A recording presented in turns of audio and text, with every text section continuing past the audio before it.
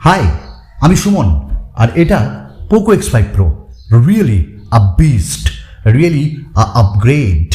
Poco ভালো কাজ করেছে এবার, বাট শুধু কি ভালো কাজ করেছে? বেশ কিছুদিন আমার সাথে আছে এই স্মার্টফোনটি, চলো না একবার দেখে নিই টাকা ইনভেস্ট করার আগে। That means the full review. Poco X5 Pro 5G, এই স্মার্টফোনটার প্রাইস যদি বলি 23,000, অফার দিয়ে 21,000। 21,000-এ ডেফিনেটলি একটা বিস্ট আসবে তোমার হাতে ওভার রেডমি নোট 12 প্রো বা প্রো প্লাস। নাম্বার ওয়ান, সব থেকে চর্চায় আছে একটা জিনিসের জন্য পোকো X5 Pro, কারণ because of its performance 778G এবং স্ন্যাপড্রাগনের processor compare to MediaTek Dimensity 1080 far better. অন্তত বেঞ্চমার্ক স্কোর পাওয়া গেছে 5 লাখের উপর এবং থ্রটলিং টেস্টে প্রায় গ্র্যাপটা ছিল গ্রিন, নামেনি ইয়েলো বা অরেঞ্জ হয়নি। দ্যাট মিনস পারফরমেন্সের বিস্ট যদি বলি তাহলে পোকো X5 Pro রিয়েলি আ বিস্ট। আমরা ব্যবহার করেছি এই স্মার্টফোনটাকে ডিফারেন্ট কাইন্ড অফ গেমস খেলার জন্য। সব থেকে বেশি খেলেছি আমরা BGMI এবং সেখানে আমরা মিডিয়াম আল্ট্রা দুটি অপশন পেয়েছি। 90 FPS পর্যন্ত আমরা এতে খেলতে পেরেছি এবং আইফোনেও আমরা এই রকম যে কম্পোজিশন সেটাই পাই না।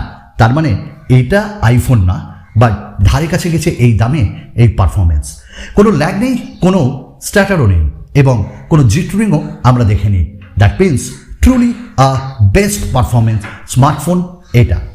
শুধু তাই নয়, এই স্মার্টফোনটি আমরা আরেকটা জিনিসের জন্য এগিয়ে রেখেছি, সেটা হলো এর হিটিং ইস্যু। হিটিং ইস্যু আমরা পাইনি, কারণ রেডমি বা পোকোর স্মার্টফোন হিটিংয়ের জন্য সব থেকে বিখ্যাত, বাট এখানে লেয়ার্ড কুলিং টেকনোলজি ব্যবহার করা হয়েছে। শুধু তত্ত্ব কথাই যাব না, সত্যি করে তারা এটা ইমপ্লিমেন্ট করেছে। তো পারফরমেন্স LPDDR4X র্যাম আর UFS 2.2 স্টোরেজ টাইপের জন্য আমরা read and right speed definitely ভালো পেয়েছি।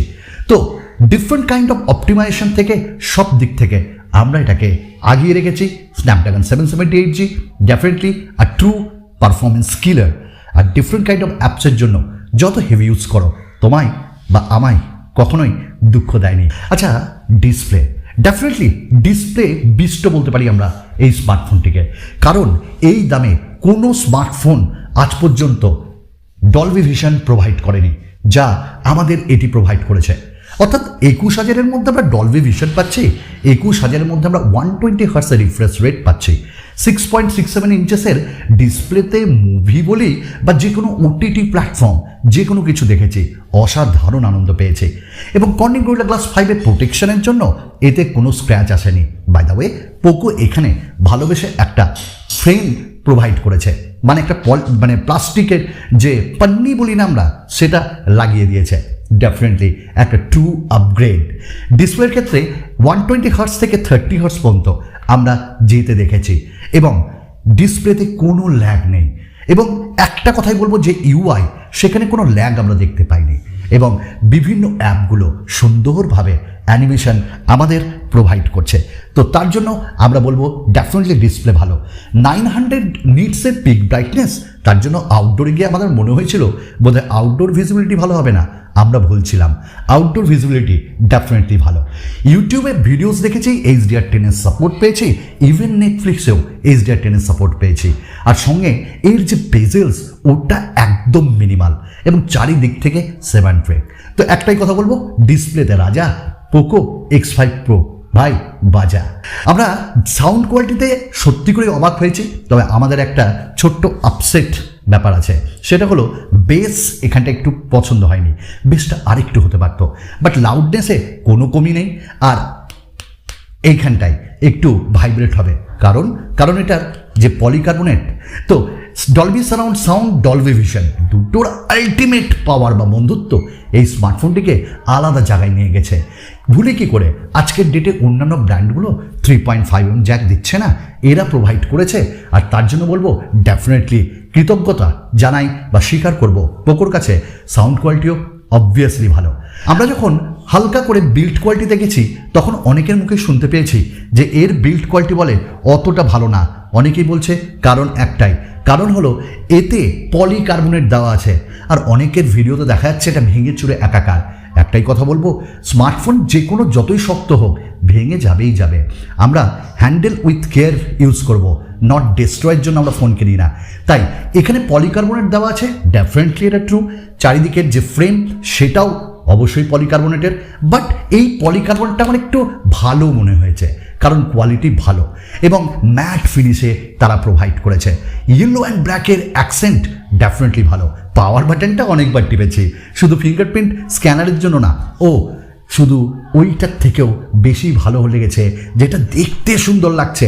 তো ডেফিনেটলি বিল্ড কোয়ালিটি ভালো এবং ক্যামেরা শেপটাও তারা এবার ডিফারেন্ট করেছে।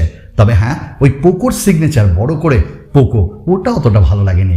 তবে এখানে গ্লাস দিলে আর একটু ভালো হতো, কিন্তু এর জন্য তো এর ওয়েটটাও কমে গেছে এবং পোকোর সব থেকে একটা পাতলা স্মার্টফোন, চারিদিকে ফ্রেম বক্সি, সবাইকে আইফোনকে কপি করছে নাকি?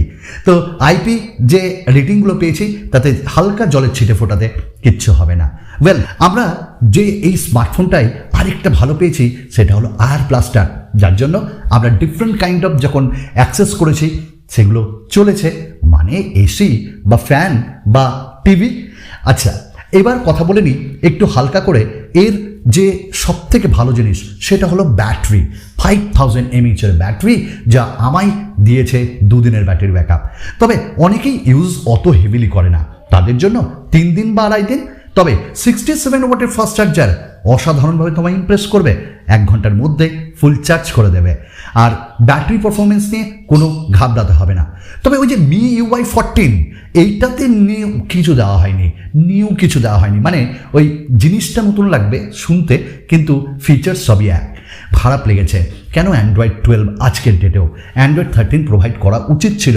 তবে একটু সান্ত্বনা বাক্য দিয়েছে পোকো যে আমরা 2 বছরের মেজর আপডেট দেব, মানে ওই অ্যান্ড্রয়েড 12 থেকে 13, 14, 15 থেকে পিছিয়ে আর 3 বছরের সিকিউরিটি প্যাচ আপডেট দেব।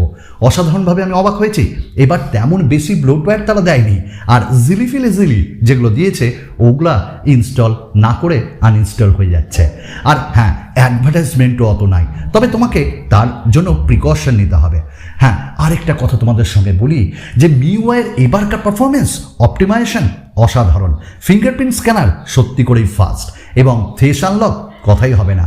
এবং এই স্মার্টফোনের আরেকটা জিনিস লক্ষ্য করেছে, অলওয়েজ অন ডিসপ্লে বেশিক্ষণ চলে না। কেন? তো Redmi Note 12 Pro থেকে এটা আমার বেশি ভালো লেগেছে। এবার লাস্ট কথা বলবো সেটা হলো ক্যামেরা। ভাই, ক্যামেরা এবার মেজর আপডেট করেছে তো পোকো, 108:8:2 ছুঁই ওটা ছেড়ে দাও, সামনে 16 মেগাপিক্সেলের ক্যামেরা। কোথায় ভালো লেগেছে না, এবার লো লাইটে তুমি আল্ট্রা ওয়াইড পাবে, নাইট মোড, এবং ফ্রন্ট ক্যামেরায় নাইট মোড পাবে। এইগুলোকে দেয় আজকের ডেটে এবং তার কোয়ালিটি ডেফিনেটলি ভালো। এবং সত্যি করেই বলছি, যখন পোর্ট্রেট মোডে যখন পিকচার নিয়েছি না, তখন ভাই এজেসগুলো দারুণ লেগেছে, ডাইনামিক রেঞ্জ দারুণ লেগেছে, কালার অপটিমাইজেশন খুব সুন্দর, এবং স্কিন টোন রেড না, এবার একদম ন্যাচারাল। লো লাইটে দুর্ধর্ষ এবং তাড়াতাড়ি লো লাইটে আমরা নাইট মোড ইউজ করে পিকচার নিতে পারছি।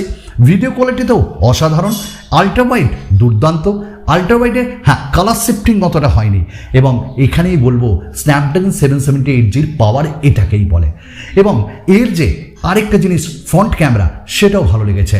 পোর্ট্রেট মোডে ফ্রন্ট ক্যামেরা ভালো লেগেছে, ভিডিও রেকর্ডিং ভালো লেগেছে, 4K 30 FPS ভালো লেগেছে, EIS ভালো লেগেছে, এবং এর যে ফোকাস ওইটা হান্টিং ইস্যু নাই, সত্যি করেই ভালো। সব দিক থেকে বিচার করলে একটা কথাই বলবো, পোকো তুমি এবার ভালো কাজ করেছো। এই দামে ভালো পারফরমেন্স বিস দিয়েছো, এই দামে ক্যামেরাও ভালো দিয়েছো, এই দামে ডিসপ্লে ভালো দিয়েছো, ব্যাটারি ভালো দিয়েছো। শুধু এই জায়গাটা একটু ঠিক করলে অনেক কিছুই হয়ে যেত। তো বন্ধুরা, এটা আমার ফুল রিভিউয়ের লাস্ট কথা। পোকো X5 Pro ডেফিনেটলি আজকের ডেটে ভালো স্মার্টফোন, এবং পোকোকে আগামী দিনে আরও আপডেট দিয়ে এটাকে স্টেবল করতে হবে। এবং একইভাবে আমরা এই স্মার্টফোনে তো পাচ্ছি না মাইক্রো এসডি কার্ডের ইউজ, তবে আপকামিং স্মার্টফোনগুলোতে যেন পাই। আর 5Gর একটা ব্যান্ড মিসিং, তেমন ব্যাপার না, তবে দিলে ভালো হতো, তাই না? তো হ্যাঁ, ওভার Redmi Note 12 Pro তোমরা এই স্মার্টফোনটিকে কনসিডার করতে পারো। ভালো লেগেছে আমার, এই দামে পাওয়ারফুল বেস্ট। চলো আরেকটা ভিডিওতে তোমাদের সঙ্গে দেখা করবো। বাই।